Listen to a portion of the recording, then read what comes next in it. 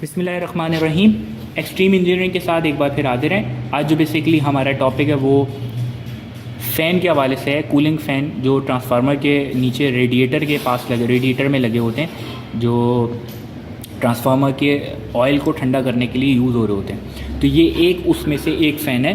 इस तरीके के कहीं 4 भी लगे होते हैं, कहीं 8 भी लगे होते हैं। डिपेंड करता है कि आपका ट्रांसफार्मर की रेटिंग क्या है और उस पर लोड कितना चल रहा है उस लिहाज से।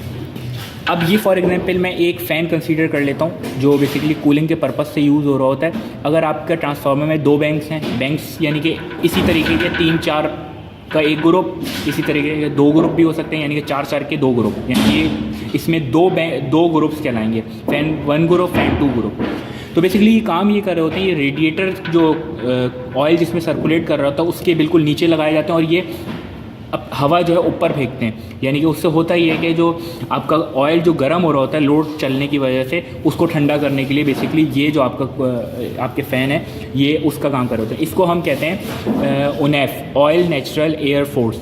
यानी कि आप बाय फोर्स जो है, यानी कि एयर की मदद से आप जो है ट्रांसफार्मर के ऑयल को जो ठंडा करते हैं वो बेसिकली इसकी मदद से करते हैं, आप फ़ैन चलाते हैं। तो ये बेसिकली कूलिंग फ़ैन के हवाले से कुछ इन्फॉर्मेशन थी। उम्मीद है आपको समझ में आएगा। Thank you.